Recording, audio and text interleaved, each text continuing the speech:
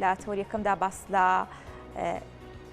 پرسی پەسەندکردنی بودجەی علاقە و کاریگەری لەسەر هەرێمی کوردستان دەکەین. ئایا پەسەندکردنی بودجە چ کاریگەریەکی دەبێت لە ڕووی ئابووری و لەسەر هەرێمی کوردستان ئاخۆ موچەی فەرمانبەرانی هەرێم کە با بڵێن ئەمە دیارترین یەکێکە لەو بابەتانی کە لە ڕێگەی پەسەندکردنی موچەوە چاوەڕوان دەکرێت داهاتووی فەرمانبەران یاخود موچەی فەرمانبەران لە کاتی خۆیدا بدرێت پەسەندکردنی بودجە تا چەندە ئەم بابەتە یەکلای دەکاتەوە ڕێکی دەخاتەوە ئایا ئابووری هەرێمی کوردستان هەنگاوی بەرەو پێش دێنێت هاوکاتیش ئەو هاوکێشە نوێیانەی کە لە هەرێمایەتی ناوچەکەدا هەنج کاریگەریەکی دەبێت بە تایبەتتر لەسەر پرسی نەوت و ئابووری هەرێمی کوردستان لێستادا کە تورکیا لە دوای بڕیارەکەی دادگای پاریس و هاوکات لە دوای هەڵبژارنەوەی ئەردۆغان بۆ سەرۆککۆماری تورکیا لە هەوڵی پەیوەندی نوێدا لەگەڵ وڵاتانی کەندا و بە تایبەتی سعودیا و ئیمارات ئەمە چ کاریگەریەکی دەبێت لەسەر پرسی نەوتی هەرێمی کوردستان و هەروەها چارەنووسی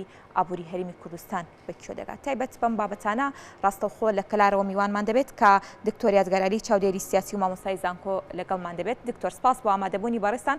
سەرەتا لە پەسەندکردنی بودجەوە دەست پێ دەکەین. ئایا پەسەندکردنی بودجەی عێراق دەکرێت بڵێ ئابووری هەرێمی کوردستان دەبوژێنێتەوە و ئەو کێشە و گیر و گرفتانێک کە پێشتر بوونیان هەبوو چارەسەری دەکات؟ زۆر سپاس بۆ ئەم دەرفەتە. لە ڕاستیا پەسەندکردنی بودجەی عێراق کە بودجەی 3 ساڵی بودجەیە بۆ ماوەی 3 ساڵ کاریگەری ڕاستەوخۆی ئەبێ لەسەر باری ئابووری، لەسەر هەلیکار، لەسەر جۆرێک لە بوژانەوە کە ئێستا لە حکومەزانین بەهۆی ئەوەی کە بودجە پەسەند نەکراوە جۆرێک لە جۆرەکان بازار تا ڕادەیەک زۆر دەتوانین بڵێن وەستاوی یاخۆ سیستێکی بەخۆ بینیوە چی لە هەرێمی کوردستان چی لە عێراق. بەڵام ئەوەی کە پەیوەندی زیاتر بە هەرێمی کوردستانەوە هەیە لە ڕاستیا بودجە ڕاستە پەسەند کراوە و تا ڕادەیەک دەتوانین بڵێن بەشێکی کەم لە داواکاریەکانیان لە خواستی خەڵکی ئێمە هاوڵاتیانی ئێمە تا جێبەجێ بووە.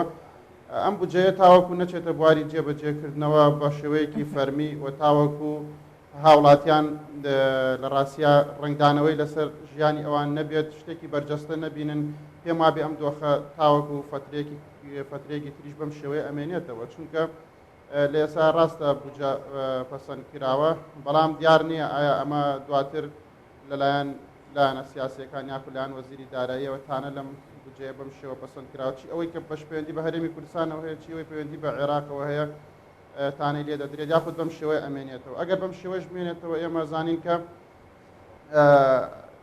هیچ گەرنتیەکی ڕاستی 100% نییە کەوا ئێمە دڵنیابین کە لە مانگی داهاتووە بۆ نمونە یاخود لە ئایندەیەکی نزیکە ئەو بەشێکە بۆ هەرێمی کوردستان دیاری کراوە بە شێوەیەکی ڕێکوپێک ئەگاتە دەستی هاوڵاتیان. بەڵام لە ڕاستیا ئێستا هاوکێشەیەکی نوێ هاتوۆتە کایەوە یاخود وەکو پێشتر نییە. ڕاستە ئێمە ساڵانی ڕابردوو شاهیدی ئەوەین کەوا چەندین لێک تێگەیشتن، چەندین ڕێکەوتن، چەندین کۆبوونەوە، چەندین ئەوانە هەبوو لە نێوان هەرێم و لە نێوان بەغایە لەسەر مەسەلەی بودجە لەسەر مەسەلەی پرسە ئابووریەکان هەمومان شاهیدی ئەوەین کەوا لە ڕاستیان نەگەشتوتە بنبەست یاخود نەگەشتوتە نەتیجەیەکەوا جێگەی دڵخۆشی بێ. من بەشێکی لەوە هۆکارەکانە گەڕێنەوە بۆی کە بەشێکی پەیوەندی بە هاوکێشە هەرێمایەتیەکانەوە هەبووە بۆ نمونە وڵاتێکی وەکو تورکیا لە ڕاستیا ڕۆڵی خراپی هەبووە لە مۆزوعەیە بە شێوەیە لە شێوەکان بوو بەوەی کە هەرێمی کوردستان ڕاستتر بڵێن هەرێمی کوردستان سارد بێت یاخود زۆر هاتنە پێشەوەی نەبێت لە مەسەلەی ڕێکەوتن لەگەڵ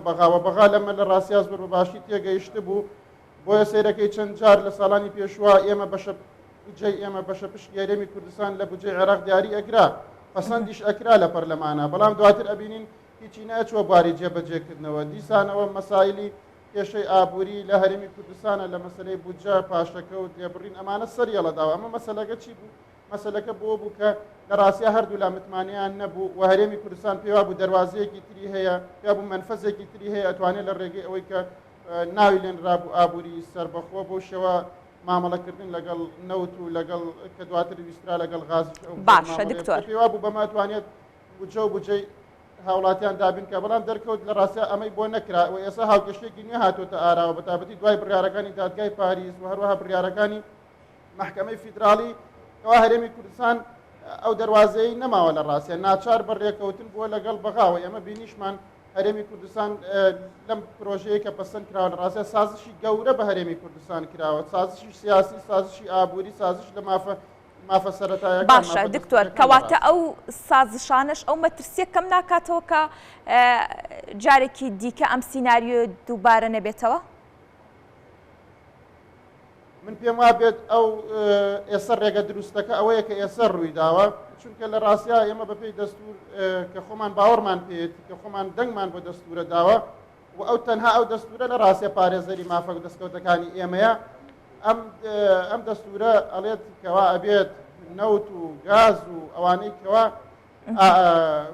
داهاتە فیدراالەکان ڕاستە لە ڕێگەی بەغداوە مامەڵی پێوە بکرێت. ئەمە معنای ئەوە نییە کەوا هەرێمی کوردستان نامێنێت یاخود هەرێمی کوردستان لاوازە بێ یاخود نەخێر. لە ڕاستی ئەوەی لە ساڵانی ڕابردووە ڕووی داوە هەرێمی کوردستان بە شێوەیەکی دەوڵەت لە ناو دەوڵەتە تەعاملی کردووە. بڕوا بکەن لە هەنێ حاڵەتە سنووری کۆنفیدرالیشی تێپەڕاندوو، ینی دەوڵەتێک بووە لە ناو دەوڵەتێکە. ئەوە بارودۆخێک بووە. عێراق لەو پەڕی لە جەنگا بووە لەگەڵ داعشا، لە جەنگی ناوخۆیە بووە لەگەڵ گروپە تیرۆریستیەکانە، لە ڕووی پەیوەندی نێودەوڵەتیەکانەوە لە ڕووی پەیوەندی هەرێمایەتەکان عێراق بارودۆخی خراپ بووە. وێ ئەوە بۆ شێوەیە تێپەڕیوە. ئەگەرنا عێراق لە ڕاستی ئێستا وڵاتێکە عێراق خەریکی بنیادنانەوەی، عێراق خەریکە بەهێزە بێ لە ڕووی سیاسیەوە، لە ڕووی سەربازیەوە، لە ڕووی پەیوەندیەکانەوە. بۆیە من پێم وایە ئەمە ڕێگە دروستەکەیە بۆ ئێمە بۆی بتوانانی گەرنتی موچە و شایستەدارایەکانی هەرێمی کوردستان بکەیت.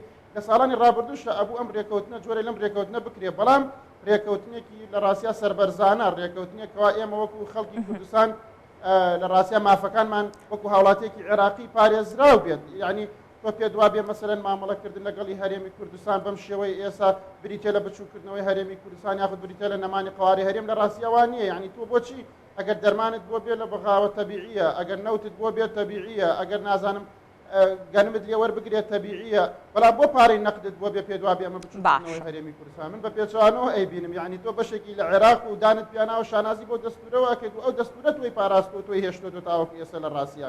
بۆیە گرنگە هەرێمی کوردستان لە ڕاستە لە بری هێنانەوەی ئەم جۆرە لە بیانوانە ئەم پاساوانە پابند بێت بە ئەو پرۆژەی ئەو پرۆژە بودجەیە کەوا هەیە، بۆی هەرێمی کوردستان لە ڕاستە لەمە زیاتر تووشی ناڕەحەتی تووشی ئەوە نەبن کە ساڵانی ڕابردوو بینیم. کەواتە دکتۆر بە پێقسەکانی بەڕێستان پابندبوونی هەم عێراق هەم هەرێمی کوردستانیش دەکرێت داهاتوێکی گەشتر بۆ عێراق و هەرێمی کوردستان بێنێتە کایەوە. وەڵام من پێم وابێ پەیوەندیەکان ئەکرێت بەرەو باشتر ببرێت، چونکە پێشتری باسم کرد هەرێمی کوردستان پێشتر ئەگەر جۆرێک لە پابند نەبوون یاخود جۆرێک لە نەبوونی متمانە هەبوو بێت لە ئێستا بەدوا ئاکرێت سەرەتای پەیوەندیەکی تازە بێت. ئێمە وەکو هەرێمی کوردستان لە ڕاستیە ئەوەی کە دڵمان پێخۆش بوو، یان ئەوەی کە دەواازەیەک بوو بۆ ئێمە بتوانین نەوتەکەمان ساخ بکەین و لە ڕاستیا تورکیا بۆ تورکیا ئێستا ینی زۆر بەڕاشکاوی ئەلەم تورکیا ئێستا پەیوەندیەکانی لەگەڵ هەرێمی کوردستانە لە ڕێگەی عێراقەوە ئەنجامەدا و تورکیا تا ڕادێکی زۆر جوانە بڵێم پشتی لە هەرێمی کوردستان کرد و پابند نەبوو بەوەی کە لە 2014 بەناوی ئابووری سەربەخۆ ڕاکێشانی بۆری نەوت بۆ تورکیا. لە ڕاستیا تورکیا پابندی ئەمە نەبوو، هۆکارەکەشی زۆرە لە ڕاستە. من ئەگەر باز لە هۆکارەکانی بکەم بەشێکی ئەگەڕێتەوە بۆی کەوە لە ئێستاە تورکیا وەزعی بارودۆخی تورکیا لە ڕووی ئابووریەوە زۆر خراپە. عملەی تورکی بە دراوی نیشتیمانی تورکی سەدا 90 بەهاگەی لە دەست داوە، ڕێژەی هەڵاوسان لە سەدا 40 زیاترە و ئەمە لە مێژووی تورکیا لە ڕاستیە تۆمار نەکراوە. ڕەجەب تەیب ئەردوغان لە هەڵبژاردنەکانی کۆتاییە لە ڕاستیا بە نەتیجەیەکی زۆر خراپ ڕاستە سەرکەوت، بەڵام بە نەتیجەیەکی زۆر خراپ بوو. لە تورکیا بێکاری زۆرە، لە تورکیا دەیان کێشەی ئابووری هەیە. بۆی ئەبینین باشن ڕەجەب تەیب ئەردوغان هەر لەگەڵ دروستبوونی کابینەکە کۆمەڵێک وەجهی نوێی هێناوە ئاراوە، مەسەڵەن وەزیری دارایی گۆڕی کۆمەڵێک خەڵکی وەکو خۆیان ئەڵێن عیملاقە ئابووریەکانی هێنای ناو کابینەکەەوە لە دەوروبەری خۆی دانە. بۆچی؟ چونکە هەستەکە کێشەی گەورەی ئابووری هەیە و ئەم پیاوە ئەگەر بێت و چارەسەری کێشانە نەکات لە ڕاستیان ڕەنگە بۆ 5 ساڵی داهاتوو یاخود نەک 5 ساڵی داهاتوو بۆ هاوینی داهاتوو کە بڕیارە هەڵبژاردننی شارەوانەکان بکرێت حزبی داد و گەشەپێدان وەزعەکەی بارودۆخی خراپە. بۆ ئێمە ئەبینین بە پێچ لەگەڵ ئەمەیەکە نەتیجەکان ڕاگەێنێت ئەو بارودۆخە خراپە بەسەر حزبی داد و گەشەپێدان نادێت.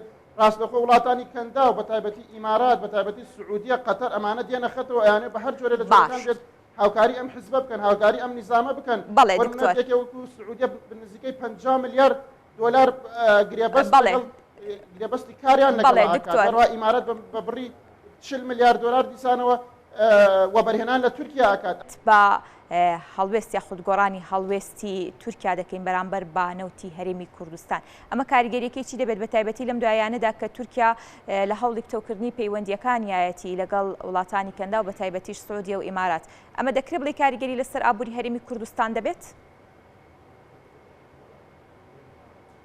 بەڵێ دیارە کاریگەریەکەی دەرکەوتووە و ئەو هەر ئەوەی کەوا تورکیا یەکەم وڵاتە بێت کەوا ڕاستەوخۆ پابندبوونی خۆی بە بڕیارەکانی دادگای پاریسەوە ڕاگەیەنێت و ڕاستەوخۆ قوفڵی نەوتەکەی هەرێمی کوردستان 3 مانگە قوفڵی نەوتەکەی هەرێمی کوردستان ئەگرێتەوە و هیچ گوێ بە داواکاری تەنانەت عێراق نادات هەرێمی کوردستان نادا. ئەمە بۆ خۆی کاریگەری نێرێنەکانە وای کردو کە ئێمە بڕێن ڕخۆمان کە ڕاستیا بەداخەوە توانم بڵێم بەراورد بە پێشوو ئێمە بە زۆربەی داواکاریەکانی بەغدا ڕازی بووین و بینیمان لە پەرلەمانە بەداخەوە ئێمە چ بارودۆخێکمان بەسەر هاتوو لەکوێوە گەشتین بەکوێ.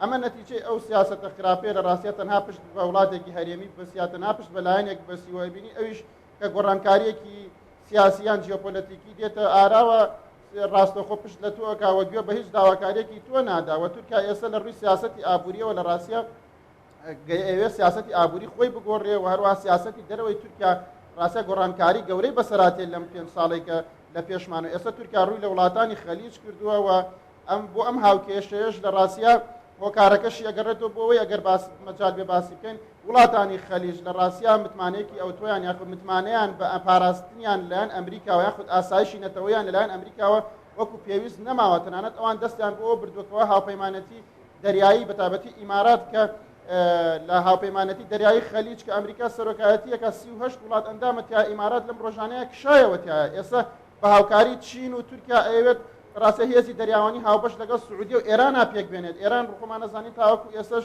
یەکێکە لە وڵاتانەی کەوا جۆرێک لە جۆرەکان ناکۆکی سیاسی گەورەی لە قوڵی هەیە لە ڕاستیە لەگەڵ وڵاتانی کەنداوە. بەڵام ئێستا ئەوان بە ناچاری بە هاوکاری سین و تورکیا ئەیانوێت